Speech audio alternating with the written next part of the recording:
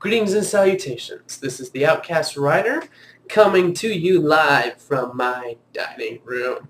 Anyways, making a video about the E3 Spotlight that Nintendo had. Just kind of want to give my thoughts. Late to the party as per usual. Wouldn't have it any other way. Not really. It's just how it is. But anyways, let's jump right in. Obviously, a lot of people have had a lot of opinions about Nintendo's press conference or Direct or Spotlight or whatever word you want to use for what Nintendo did. So I'm just going to try to keep it very brief to how I felt about it and kind of touch upon some of those concerns that people had. Overall, I think it was a fairly well done 25 minutes. It's just some of the... I did appreciate the Reggie bits. There were some people who were a bit critical about it. I appreciate what they were trying to do, but it did feel like some of the conversational pieces that they were talking, when they were just talking and not showing stuff having to do with games, it's just kind of like, okay, you only have so much time, you gotta be doing stuff. So, yeah, that was a bit of a bummer. You know what? We're just going to start with the negative stuff right now. It didn't seem like Nintendo utilized the time as well as they could. Like I said, some of that stuff, some of the conversation felt like it went a little bit too long. I mean, it wasn't that it was awkward or anything. It's like, is this necessary, rather? And then also highlighting that Nintendo had Skyrim coming on it. I understand why they had it, but it didn't really have to be in that spotlight. And also Rocket League. Again, I kind of understand that, but Nintendo really shot themselves in the foot. They showed it at the very beginning with all the cool people playing the Switch, and then they went back to it to talk about it some more. So they really should have just done one or the other. And when they talked about it, when they brought the developers, I don't know if that was really necessary to talk about. They definitely could have shortened it, if not have gotten rid of it all. I do realize that Rocket League is a huge announcement, so I don't want to diminish that. We're just talking about where they could have done better. Another thing, well, is super big and huge that they had Metroid 4 and Pokemon, that there's going to be a new Pokemon game coming out. While that is really, really good, not having anything to show about it, I can understand why people are kind of like, yeah, okay. I think when you have that announcement, you should have something to show for it. I understand that these are works in progress. In the grand scheme of things, it doesn't really matter, but E3 is all kind of about presentation. So, sorry about that.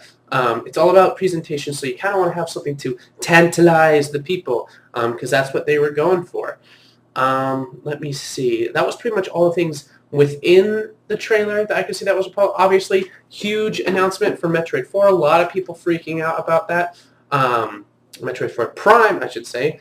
A lot of people love those games. I still have the Metroid Prime trilogy on my Wii over there. I haven't played it yet. I know, shame on me, but I will, because I know a lot of people, they really love that series. So it was a good thing for Nintendo to do. And it was also a really good thing, and some people are being a little more conspiratorial, saying, oh, well, this is in direct response to the negative backlash from the Pokemon Direct, but that they mentioned that they were working on a core Pokemon title for the Switch. Whether that was in response to the backlash or not, it was good to have that announcement. Granted, they didn't have anything to show for it, so yeah, that's kind of... But they had the announcement, so that's... Ding! A lot of people are excited about Pokemon again. Pokemon, as opposed to Metroid, I have played Pokemon. I hope they start doing something a little bit different with that, but, I've already made videos on that. So, but it's a good thing that they got those announcements that really just kind of makes people go, okay, we know it's coming. Which brings me back to the last negative that I will probably point out is the lack of an Animal Crossing title. A lot of people were upset about this. I've never played an Animal Crossing game, but I know it's a big IP for a lot of people, and the fact that it wasn't there was very concerning for some. They will no doubt bring it. I'm not too worried about it, but then again, this is me saying it as a guy who doesn't play Animal Crossing. But I do want to see Nintendo to be successful, so I know having that it is important. I said that was going to be the last negative thing. That's the last definitive negative thing. Last thing that I will say is, and as some people pointed out, is that we don't really know what's going to be going on in 2018. Most of the announcements were for 2017, which I think was a great thing. But I think that was pretty fantastic. But yeah, people kind of don't know what's coming out in 2018, what's kind of coming out beyond Xenoblade Chronicles 2 and Super Mario Odyssey. But I wouldn't worry too much about that. Nintendo has kind of always done their own thing.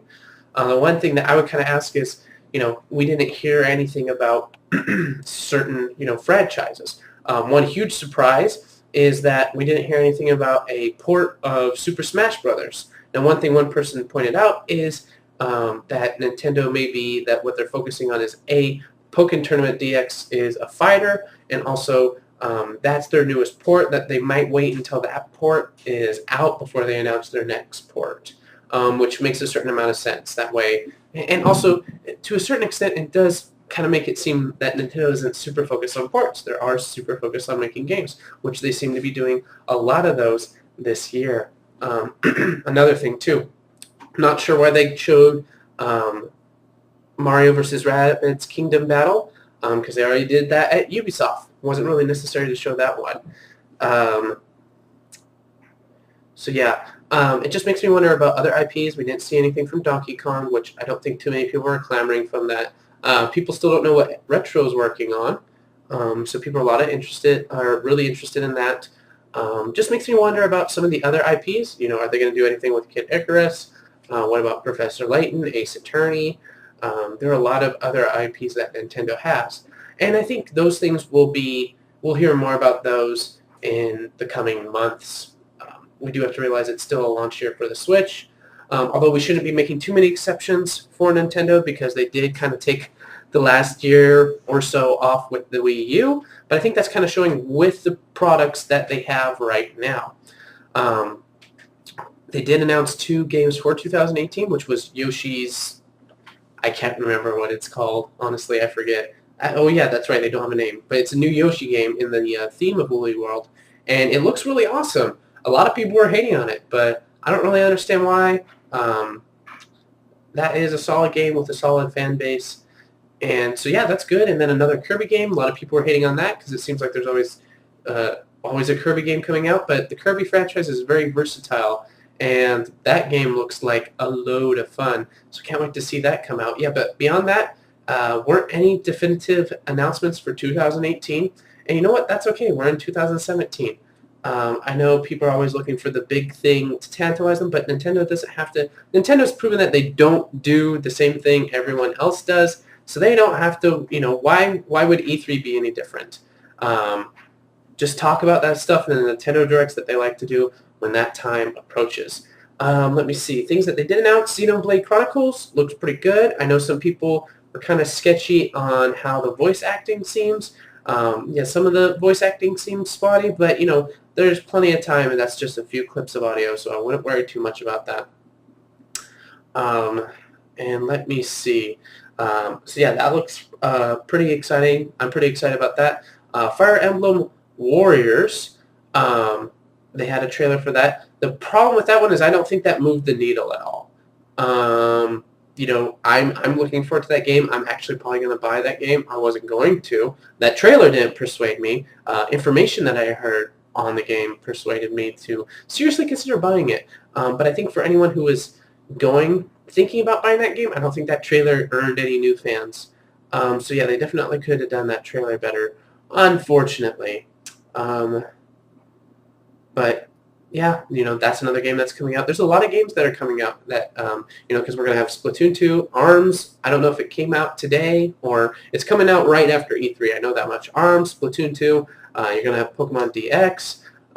Let's see. You have Kingdom Battle, which looks stinking awesome, by the way. That whole thing. Woo, that was really well done. I enjoyed that. That looked like a really fun game. Fire Emblem Warriors. You have Xenoblade. Let me see what else. You have Super Mario Odyssey, of course, which we haven't even talked about. I'm just trying to think about all the other games they had. Well, it wasn't in the spotlight. It did have in the Treehouse afterwards the new Metroid game that's also coming out on 3DS. That is a remake. That looks pretty good and has a lot of people excited. So kudos on them for Nintendo. That sentence didn't make sense, but whatever. It's late at night. But and then of course, yes, there was Super Mario Odyssey, which a lot of people are really excited about. I'm excited about. I don't know if I'm as excited as other people, and not saying that is a bad thing. I don't know. I feel kind of there's nothing right now that is really exciting me about video games. Maybe that's because I'm moving, still getting adjusted to married life and stuff like that. Video games have kind of fallen off by the wayside a little bit for me. You know what? That's okay. But this was a huge announcement for Nintendo. The game looks really good. A lot of people are excited. So kudos to Nintendo on their handling of Super Mario Odyssey. And yeah, so I think I covered pretty much everything. If I had to give a grade for this, since I've been doing that for the directs and whatnot, I'd probably give it a B minus. The main reason for that is it felt like there was some unnecessary dialogue that, you know, whether it was Reggie or some of the other people that they showed. It was duplicate of showing other projects, such as Rocket League and Kingdom Battle and Skyrim and and FIFA. I forgot there's FIFA. You know, those were all showcased at other things that didn't necessarily have to be showcased or showcased as long. So you could have used that for some other projects. Yeah, I mean that's pretty much all I can directly critique them. I am super surprised that they did not have anything about Super Smash Brothers. But you know, that's neither here nor there. I'm mainly just critiquing upon the presentation. So yeah, that's pretty much it. Solid B minus. Not a bad conference like some people are saying that it is, but I don't think it was really excellent either. But I think it just kind of shows how Nintendo is focused on the immediate future right now in 2017. And I don't think that's a bad focus to have. Granted, you know, these big grandiose game announcements about these huge things that are coming in the future are nice, but I'd rather talk about something that I'm going to see in the near future than something that's going to still be who knows how long away. But anyways, those are just kind of my thoughts. Feel free to give me your feedback, your comments on how you felt the Nintendo E3 Spotlight was. Thank you for watching very much. I appreciate everything that you guys do, whether it's watching, liking, or subscribing. This is the Outcast Writer signing off, and remember, what we create matters.